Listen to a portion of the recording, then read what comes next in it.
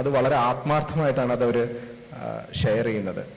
നമ്മൾ ചെയ്യുന്ന എല്ലാ കാര്യത്തിലും എക്സലൻസ് എന്ന് പറയുന്നത് ഏറ്റവും നന്നായിട്ട് ചെയ്യുക, നമ്മളെ കൊണ്ട് സാധിക്കുന്നതിൽ ഏറ്റവും ബെസ്റ്റായിട്ട് ചെയ്യുക എന്നുള്ളൊരു ആസ്പെക്ട് നമ്മൾ എന്ത് കാര്യം ചെയ്യുമ്പോഴും, ഇപ്പോൾ ഈ ഒരു പ്രോഗ്രാം നടക്കുകയാണെങ്കിൽ പോലും സെഷൻസ് പ്ലാൻ ചെയ്യണമെങ്കിൽ പോലും എക്സലൻ്റ് ആയിരിക്കണം എന്നുള്ളൊരു ഫീലിംഗ് എപ്പോഴും നമ്മുടെ ഫിസാറ്റിൻ്റെ ഇതിലുണ്ട്. എനിക്ക് തോന്നുന്നു ഇതുപോലെ ഒരു എക്സാമ്പിൾ ഒരു ട്രേഡ് യൂണിയൻ ഒരു ക്യാമ്പസ് നടത്തുന്നത് വേറൊരു എക്സാമ്പിൾ ഞാൻ എവിടെയും കേട്ടതായിട്ട് തോന്നുന്നില്ല. അത് തന്നെയാണ് അതിൻ്റെ ഒരു യുണീക്നെസ്. ഞാൻ നേരത്തെ രാവിലത്തെ സെഷനിൽ ജസ്റ്റ് ഒന്ന് സൂചിപ്പിച്ച പോലെ ഞാൻ ഒരു പ്ലേസ്മെന്റ് ഓഫീസർ എന്നുള്ളൊരു റോളിൽ ഒരു 10-15 വർഷം ഫിസാറ്റിലുണ്ടായിരുന്നു. അപ്പോൾ സാധാരണ കമ്പനിയിൽ നിന്ന് റിക്രൂട്ട്മെന്റ് വരുന്ന സമയത്ത് അവർ ആദ്യം ഒരു പ്രസന്റേഷനൊക്കെ കാണിക്കും. പ്രസന്റേഷൻ കാണിക്കുമ്പോൾ ഇതുപോലെ ഒരു മാപ്പ്, എനിക്ക് തോന്നുന്നു സ്ക്രീനിൽ കാണുന്നുണ്ടെന്ന് ഞാൻ വിചാരിക്കുന്നു, ഇതുപോലത്തെ ഒരു മാപ്പ് കാണിക്കും. എന്നിട്ട് പറയും ഞങ്ങളുടെ കമ്പനി ഇത്രയും ലൊക്കേഷൻസിലുണ്ട് എന്നൊക്കെ പറയും. ഓക്കെ, അപ്പോൾ ഞാനൊരു ഔട്ട് ഓഫ് ജസ്റ്റ് ഒരു ക്യൂരിയോസിറ്റി, ഈ കഴിഞ്ഞ 20 വർഷമായിട്ട് ഇവിടുന്ന് പാസ്സായി പോയ കുട്ടികൾ ഈ ലോകത്തിന്റെ ഏതൊക്കെ ഭാഗത്തുണ്ട് എന്നുള്ളൊരു ചോദ്യം ചോദിക്കല്ല, ചുമ്മാ അവിടെയെല്ലാം ഓരോ ഡോട്ട്സിനാണ്. അപ്പോഴാണ് ആ ഒരു ക്ലാരിറ്റി ഉണ്ടാവുന്നത്. നമ്മൾ ഉണ്ടാക്കുന്ന ഇവിടുന്ന് പഠിച്ച് വളർന്ന് വരുന്ന കുട്ടികൾ ഈ ലോകത്തിന്റെ നാനാഭാഗങ്ങളിൽ ചെല്ലുന്നുണ്ട്. അവർ ഇവിടെ ഇന്ത്യയിൽ കോൺട്രിബ്യൂട്ട് ചെയ്യുന്ന പോലെ അവിടുത്തെ സൊസൈറ്റിയിലും അവിടുത്തെ എഞ്ചിനീയറിംഗ് ആസ്പെക്ട്സിലൊക്കെ ഒരുപാട് കോൺട്രിബ്യൂട്ട് ചെയ്യുന്ന ഒരുപാട് സ്റ്റുഡൻസ് ഫിസാറ്റിൽ നിന്ന് ഉണ്ടായി വന്നിട്ടുണ്ട്. എനിക്ക് തോന്നുന്നു നിങ്ങൾക്ക് പലർക്കും ഇതൊക്കെ തന്നെ അറിയാമായിരിക്കും. കാരണം ഇതൊക്കെ ഓരോ ഘടകങ്ങളാണ് നമ്മൾ ഒരു കോളേജ് ഹയർ എഡ്യൂക്കേഷന് വേണ്ടി ചൂസ് ചെയ്യുന്ന സമയത്ത്. ഇതും നേരത്തെ പറഞ്ഞൊരു കാര്യങ്ങൾ, ഇതൊക്കെ കോളേജിന് കിട്ടുന്ന റെക്കഗ്നിഷൻസ് ആണ്. അതായത് നമ്മൾ നാക് എന്ന് പറയുമ്പോഴും NBA എന്ന് പറയുമ്പോഴും ഇത് വെറുതെ ഒരു അക്രഡിറ്റേഷൻ ഇല്ലെങ്കിൽ കുറെ പേപ്പർ ഉണ്ടാക്കി ഇല്ലെങ്കിൽ നമ്മൾ അക്രഡിറ്റേഷൻ മേടിച്ചു എന്നുള്ളതിന് ഉപരി ഇത് കോളേജിന് കിട്ടുന്ന ഓരോ അംഗീകാരങ്ങളാണ്. അതായത് നമ്മളിവിടെ ചെയ്തുകൊണ്ടുവരുന്ന എന്താ പറയുക, നമ്മൾ ചെയ്യുന്ന ആസ്പെക്ട്സ് ഉണ്ടല്ലോ, അതായത് ഇവിടുത്തെ ടീച്ചിങ് ലേണിംഗ് പ്രോസസ്സ്, ഇവിടുത്തെ ഇൻഫ്രാസ്ട്രക്ചർ, ഇല്ലെങ്കിൽ ഇവിടെ ഓരോ കാലങ്ങളായിട്ട് നടത്തുന്ന പ്രോഗ്രാംസ്, ഇതിൻ്റെ ഒരു ഔട്ട്കം ആണ് ശരിക്കും ഈ അക്രഡിറ്റേഷൻസും റെക്കഗ്നേഷൻസ് എന്ന് പറയുന്നത്. ഇൻഫാക്ട് കഴിഞ്ഞ ഫെബ്രുവരി മാർച്ചിലാണ് നാക്കിൻ്റെ അക്രഡിറ്റേഷൻ വന്നത്. അന്ന് ഇതുപോലൊരു ഹാളിലൊരു ഇവന്റ് ഉണ്ടായിരുന്നു. അന്ന് നാക്കിൻ്റെ ടീമിലുള്ളവരോട് ഇവിടെ വന്നിരുന്ന് ആ ഇവന്റ് കണ്ടിട്ട് ആ ഒരു ഫിസാറ്റിനെ എനിക്കറിയില്ല, അത്രയും എക്സൈറ്റ്മെന്റോടെയാണ് ആ പിയർ ടീം ഇവിടുന്ന് പോയത്. അത് ഇവിടെയുള്ളവരെ സംബന്ധിച്ചുള്ള ഏറ്റവും വലിയ മോട്ടിവേഷനായിരുന്നു. ഇത് വേറൊരു ആസ്പെക്റ്റ് ആണ് കോളേജിനെ സംബന്ധിച്ചിടത്തോളം. കാരണം എനിക്കറിയാം ഒരു ക്യാമ്പസ് ചൂസ് ചെയ്യുന്നതിൽ പല ഘടകങ്ങളുണ്ടെങ്കിൽ അതിൽ ഒരെണ്ണം എന്ന് പറയുന്നത് ഡെഫിനറ്റ് ആയിട്ടും ക്യാമ്പസ് റിക്രൂട്ട്മെന്റ് ആയിരിക്കും.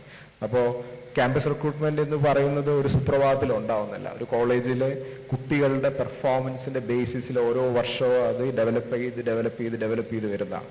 അപ്പോൾ ഈ കാണുന്ന എല്ലാ കമ്പനികളും ഇപ്പോൾ ഒരു 100 വർഷം പഴക്കമുള്ള ഒരു കോളേജിൽ പോകുന്ന കമ്പനികളായിരിക്കില്ല കോളേജിൽ വരുന്നത്. പക്ഷെ എങ്കിലും എനിക്ക് തോന്നുന്നു കേരളത്തിലോ ഇല്ലെങ്കിൽ ഒരുപക്ഷെ സൗത്ത് ഇന്ത്യയിലോ കിട്ടാവുന്ന ഏറ്റവും ബെസ്റ്റ് ഓപ്പർച്യൂണിറ്റീസ് ഈ ക്യാമ്പസിൽ നിന്ന് കുട്ടികൾ നേടിയെടുത്ത് പോകാറുണ്ട്. അപ്പോൾ അതിനകത്ത് പലരും ക്യാമ്പസ് റിക്രൂട്ട്മെന്റ് കിട്ടി വേറെ കമ്പനികളിലേക്ക് പോകാറുണ്ട്. ഇൻഫാക്ട് ഇപ്പോൾ ഞാൻ നേരത്തെ കാണിച്ച മാപ്പിലുള്ള ലോകത്തിന്റെ പല നാനാഭാഗങ്ങളിലുള്ള കോളേജ്, നാനാഭാഗത്തുള്ള സ്ഥലങ്ങളിലുള്ള കുട്ടികൾ പലരും നമ്മളൊക്കെ ഡ്രീം ചെയ്യുന്ന പോലെ ഗൂഗിൾ, ഫേസ്ബുക്ക് ഇങ്ങനെയുള്ള കമ്പനികളിൽ പോലും വർക്ക് ചെയ്യുന്ന ഒത്തിരി സ്റ്റുഡൻസ് ഉണ്ട്. കഴിഞ്ഞ 2-3 വർഷം എന്ന് പറയുന്നത് ഒരുപാട് റിക്രൂട്ട്മെന്റ്സ് നടന്ന കാലഘട്ടം കൂടെയാണ്. അതായത് ക്യാമ്പസിൽ നിന്നും ഏകദേശം ഓരോ വർഷം 700 മുതൽ 1000 ജോബ് ഓഫറുകൾ വരെ ക്യാമ്പസിൽ നിന്ന് ഉണ്ടാവാറുണ്ട്. അപ്പോൾ ഒരു കുട്ടി റൈറ്റ്ലി മോട്ടിവേറ്റഡ് ആണെങ്കിൽ, അതിൽ റൈറ്റ്ലി വർക്ക് ചെയ്യുന്ന ഒരു സ്റ്റുഡൻ്റ് ആണെങ്കിൽ അയാൾക്ക് ഡെഫിനറ്റ്ലി ഒരു ജോബ് ഓപ്പർച്യൂണിറ്റി കണ്ടുപിടിച്ച് പോകാൻ പറ്റാം. അപ്പോൾ ഇവിടെ ഒരുപാട് സക്സസ് സ്റ്റോറീസ് ഉണ്ടാവുന്നുണ്ട് ഫിസാറ്റിലെ. അപ്പോൾ ഞാൻ എന്താ ചെയ്യാൻ പോകുന്നത്, ഞാൻ കുറച്ച് എക്സാമ്പിൾസ്, നേരത്തെ പറഞ്ഞ പോലെ കുറച്ച് എക്സാമ്പിൾസ് ഒന്ന് കാണിച്ചു തരാം എങ്ങനെയായിരിക്കും ഈ കുട്ടികൾ ഈ സക്സസ്സുകൾ ഉണ്ടായത് എന്നുള്ളതാണ്. I think I should start with this. അതായത് when you get a university rank എന്ന് പറയുമ്പോൾ ഈ പണ്ട് MG യൂണിവേഴ്സിറ്റിയിൽ ഒരു 10-15 കോളേജുകൾ ഉണ്ടായിരുന്ന പോലെയല്ല. ഇപ്പോൾ KTUവിൽ 150 കോളേജുകളിലായിട്ട് 40,000 മുതൽ 60,000 കുട്ടികൾ വരെ പഠിക്കുന്നുണ്ട്. അപ്പോൾ അതിനകത്ത് കൺസിസ്റ്റന്റ് ആയിട്ട് സ്കോർ ചെയ്ത് ടോപ്പിൽ എത്തിയാൽ മാത്രമേ ആ യൂണിവേഴ്സിറ്റി റാങ്ക് അച്ചീവ് ചെയ്യാൻ പറ്റുള്ളൂ. അപ്പോൾ റാങ്ക് കിട്ടുക എന്ന് പറയുന്നത് അവരുടെ കൺസിസ്റ്റന്റ് എഫേർട്സ് എന്ന് പറയുന്നതിൻ്റെ ഒരു ഔട്ട്കം ആണ് ഈ പറയുന്ന ഈ യൂണിവേഴ്സിറ്റി റിസൾട്ട് എന്ന് പറയുന്നത്. അപ്പോൾ എങ്ങനെയാണ് ഇത് ഉണ്ടാവുന്നത്? Day 1 മുതൽ, അതായത് ഇന്ന് ക്യാമ്പസിൽ ക്ലാസ് തുടങ്ങുന്ന മുതൽ അവർ ഇടുന്ന എഫർട്ടിന്റെ ഒരു ക്യുമുലേറ്റീവ് എഫക്റ്റ് ആണ് റാങ്ക് എന്ന് പറയുന്നത്. ഇല്ലാതെ റാങ്ക് എന്ന് പറയുന്ന ഒരു സുപ്രഭാതത്തിലോ ഉണ്ടാവുന്നതായിരിക്കണമെന്നില്ല. ഇത് വേറൊരു ആസ്പെക്റ്റാണ് ഫിസാറ്റിനെ സംബന്ധിച്ചിടത്തോളം. ഇവിടെയുള്ള ക്ലബ്സ് ആൻഡ് ആക്ടിവിറ്റീസ് എന്ന് പറയുന്നത് ഈ ഇന്റർനാഷണൽ സൊസൈറ്റീസ് ഒക്കെ ഉണ്ട്. നിങ്ങൾക്ക് പല പാരൻസിനും ഇതൊക്കെ അറിയാമായിരിക്കും, പക്ഷേ എങ്കിലും അറിയാത്തവരും ഉണ്ടാവുമെന്ന് ഞാൻ മനസ്സിലാക്കുന്നു. IEEE, ASME എന്ന് പറയുന്ന American society of mechanical engineers. ഈ രാവിലെ പറഞ്ഞ പോലെ ഇത്രയും സ്കോളർഷിപ്സ് ഒക്കെ കിട്ടുന്നത് എങ്ങനെയാണെന്ന് വെച്ചാൽ ആ കുട്ടികൾ ആ പഠനത്തോടൊപ്പം തന്നെ എക്സ്ട്രാ എഫേർട്സ് ആ സൊസൈറ്റിയുടെ വർക്കിങ്ങിലും കോൺട്രിബ്യൂട്ട് ചെയ്യുന്നുണ്ട്. അപ്പോൾ അങ്ങനെയുള്ള പ്രോഗ്രാം ഓർഗനൈസ് ചെയ്യാനും ഇല്ലെങ്കിൽ അതിൽ ലീഡർഷിപ്പ് എടുത്ത് കാര്യങ്ങൾ ചെയ്യാനായിട്ട് വർക്ക് ചെയ്യുന്നുണ്ട്. അപ്പോൾ പഠനം മാത്രമല്ല, അതിൻ്റെ കൂടെയുള്ള കോൺട്രിബ്യൂഷൻസും സക്സസ്സിലേക്ക് കോൺട്രിബ്യൂട്ട് ചെയ്യാറുണ്ട്. ഇത് ജസ്റ്റ് കഴിഞ്ഞ എനിക്കറിയാം, ഒരു മെക്കാനിക്കൽ എഞ്ചിനീയർ എന്ന് പറയുമ്പോൾ പലരും മനസ്സിലൊരു ഡ്രീം ഉണ്ടാവും, ഓട്ടോമൊബൈൽസ് റിലേറ്റഡ് തിങ്സ്. ഒരു ഫിസാറ്റിന് ഒരു റേസിംഗ് ക്രൂ ഉണ്ട്, അത് കുട്ടികൾ വളരെ സ്നേഹത്തോടെ ഇട്ടിരിക്കുന്ന ഒരു പേരാണ്. സൊസൈറ്റി ഓഫ് ഓട്ടോമോട്ടീവ് എഞ്ചിനീയേഴ്സിൻ്റെ ഫിസാറ്റിൻ്റെ ചാപ്റ്റർ വൺ പ്രൈസസ്. അപ്പോൾ ഇങ്ങനെയുള്ള ഡിസൈൻ കോമ്പറ്റീഷൻസിലൊക്കെ പാർട്ടിസിപ്പേറ്റ് ചെയ്യുക, നാഷണൽ കോമ്പറ്റീഷൻസ്, ഇൻ്റർനാഷണൽ കോമ്പറ്റീഷൻസ്. അപ്പോൾ ഇങ്ങനെയുള്ള ഒരു സ്പിരിറ്റ് ഉണ്ടാവണമെങ്കിൽ ഫസ്റ്റ് ഡേ മുതൽ അവർ അങ്ങനത്തെ ആക്ടിവിറ്റീസിൽ ഇൻവോൾവ് ആയിരിക്കണം. അങ്ങനെയാണ് ഈ സക്സസ്സുകൾ ഉണ്ടാവുന്നത്. ഇത് ഒരു ഇൻസ്ട്രുമെൻറ്റേഷൻ ഡിപ്പാർട്ട്മെൻറ്റിലെ കുറേ സ്റ്റുഡൻസിന് കിട്ടിയ ഒരു അവാർഡാണ്. It is a very prestigious award. It's a mix of students. ഒരു ബ്രാഞ്ച് മാത്രമല്ല, പല ബ്രാഞ്ചിലുള്ള സ്റ്റുഡൻസ് ഒരുമിച്ച് ഒരു കോമ്പറ്റീഷനിൽ പങ്കെടുക്കുകയും അത് റോബോട്ടിക്സിൻ്റെ ആയിരുന്നു. അങ്ങനെ കേരള അക്കാഡമി ഓഫ് സ്കിൽ കേസും നടത്തിയ ഒരു പ്രോഗ്രാമിൽ ഒരു ഫസ്റ്റ് പ്രൈസ് കിട്ടിയതിൻ്റെതാണ്. ഇതാണ് ഇന്ന് രാവിലെ പലരും പ്രസംഗത്തിൽ മെൻഷൻ ചെയ്തിരുന്ന ഒരു അവാർഡ്. അതായത് ജർമ്മനിയിൽ ഉള്ളൊരു കോമ്പറ്റീഷൻ, ബേസ്ഡ് ആയിട്ടുള്ള ഒരു കോമ്പറ്റീഷൻ ഉണ്ടായിരുന്നു. അതിനകത്ത് ഒരുപാട് എൻട്രീസ് ഉണ്ടായിരുന്നു. ഫിസാറ്റ് എന്നുള്ള എൻട്രി ഉണ്ടായിരുന്നു. അവരുടെ കുട്ടികളുടെ മികവ് തന്നെയാണ് അത് കാണിക്കുന്നത്. അവരെങ്ങനെ എത്രയും പ്രിപ്പയർഡായിട്ട് പ്രസൻറ്റ് ചെയ്ത് അവരുടെ പ്രൊജക്റ്റ് മൂവ് ചെയ്തെന്നുള്ളതാണ്. ഒരുപാട് സക്സസ് സ്റ്റോറീസ് ഇതുപോലെ ഷെയർ ചെയ്യാനുണ്ട്. Aisha, this is one student who passed out this year. IEEE എന്ന് പറയുന്ന ഓർഗനൈസേഷനിൽ she was in leadership, she was in secretary of global education society. അപ്പോൾ ഇങ്ങനെയുള്ള അച്ചീവ്മെൻറ്റ്സ് ഉണ്ടാകുമ്പോൾ അവരുടെ മൂവിങ് ഫോർവേഡ് അവരുടെ കരിയറും അതിനനുസരിച്ച് ബിൽഡ് ചെയ്യാൻ പറ്റും. അപ്പോൾ ഇവർ ഇൻട്രാക്ട് ചെയ്യുന്നത് ഈ കോളേജിലെ കുട്ടികൾ മാത്രമായിരിക്കില്ല, പുറത്തുള്ള കുട്ടികളും ജനറലി അവരുടെ ഔട്ട്ലുക്ക് തന്നെ ചേഞ്ച് ആയി പോകും, മാറി ബെറ്ററായി വരുന്നതായിട്ട് നമുക്ക് കാണാൻ പറ്റും. ഇത് ഒരു another example which happened in 2021. ഒരു ക്ലാസ്സിൽ അറിയാം, നമുക്കൊരു 60 കുട്ടികളുണ്ടാവും. അതിനകത്ത് എത്ര പേർക്ക് എക്സലന്റ് അക്കാഡമിക് റെക്കോർഡ്സ് ഉണ്ടാവും എന്നുള്ളതാണ്. ഒരു ക്ലാസ്സിൽ തന്നെ ഏകദേശം 20% students were getting more than 8 CGPA. That is a great achievement. Now, how do you get an 8 CGPA? From day onwards, you focus on your academics, work consistently from day one onwards. ഇങ്ങനെയാണ് ഒരു campus അറിയപ്പെടുന്നത്.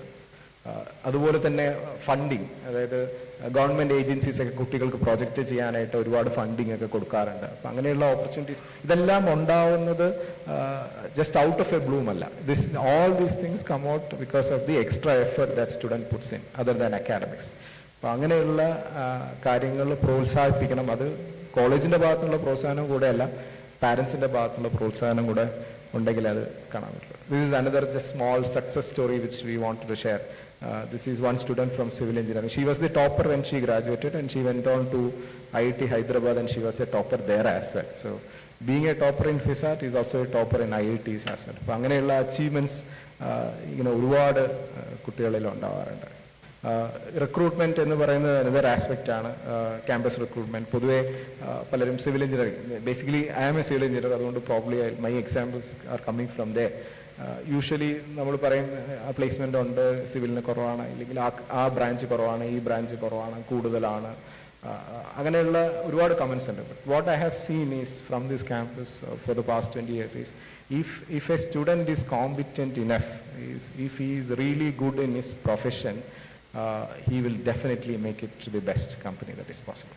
So it is not that what branch you study, but rather how you study and how competent you are. That is the most important thing here. But I am sure there are a lot of apprehensions regarding this among parents. ഒരുപാട് പേര് ഈ concerns share ചെയ്യാറുണ്ട്. Computer science പഠിച്ചാലേ placement കിട്ടുള്ളൂ.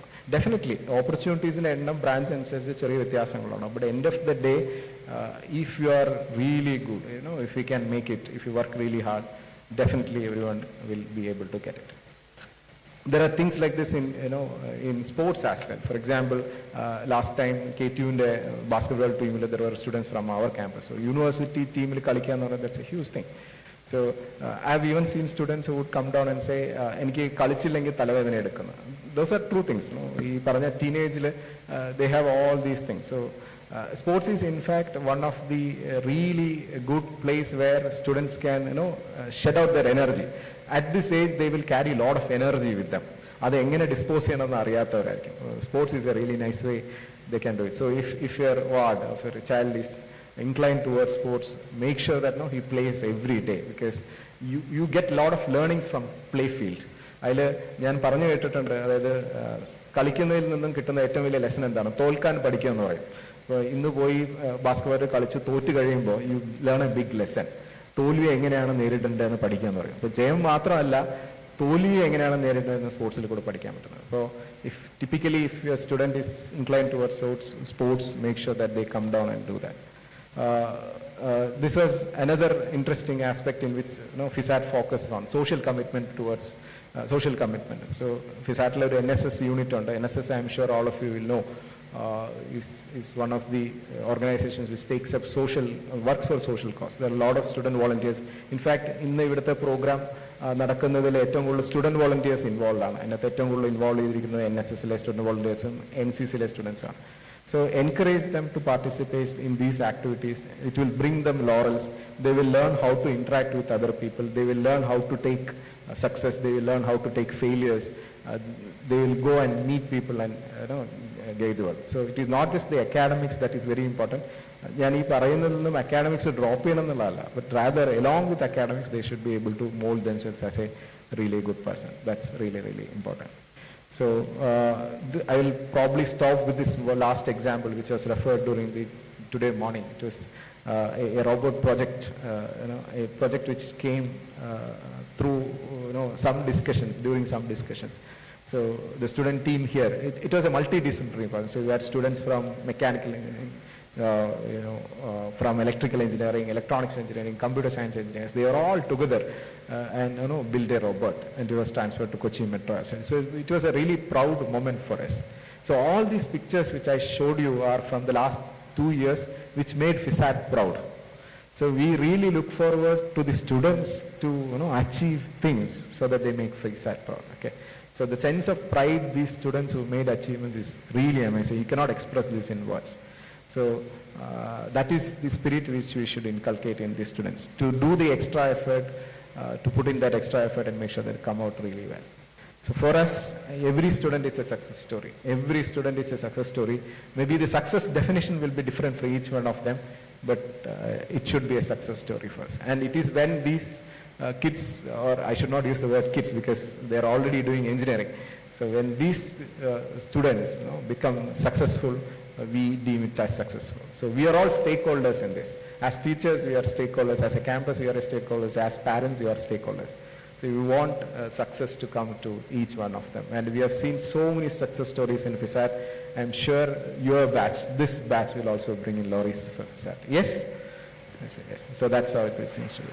So I'll probably end with this small note for today. Thank you for coming down to FISAT. It has been an exceptional day, I'm sure. I'm sure the students would have been briefed by their class teachers and their HODs by this time. They will join you back now. So please meet them, encourage them to give their best. Okay, that is what we should be doing today, right? Give them the best. Let us start this day with this is a great journey that is starting for them. So encourage them to give their best. And the students will be joining right now. I'm sure there are students who may want to go to hostel or may want to leave for the day. So all the very best to you. We wish to meet you again. Don't hesitate to call the class teachers or HODs if you have any concerns. We will definitely welcome your feedbacks as well as any suggestions or anything regarding anything in this campus. Okay. So thank you so much from my end. Thank you on behalf of FISAT. Thank you for joining. ഒരു ചെറിയൊരു announcement ഉണ്ട്. ഒരു താക്കോല് കളഞ്ഞു കിട്ടിയിട്ടുണ്ട് ഒരു വണ്ടിയുടെ. ആരെങ്കിലും ഉണ്ടെങ്കിൽ ഒന്ന് കളക്ട് ചെയ്യാൻ ശ്രമിക്കും.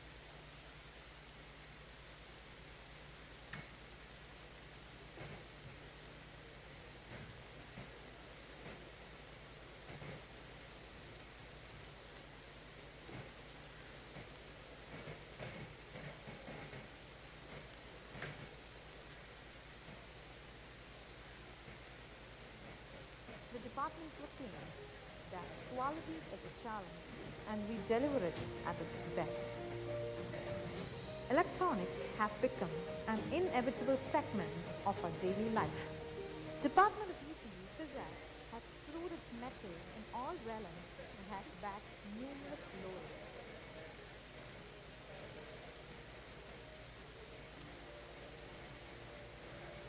The department is extremely gratified to find its alumni in universities like Honorable Mellon, University of Michigan, etc. pursuing higher studies. Yet another glittering gem in the crown of the department is the excellent placement record of courses with eminent firms like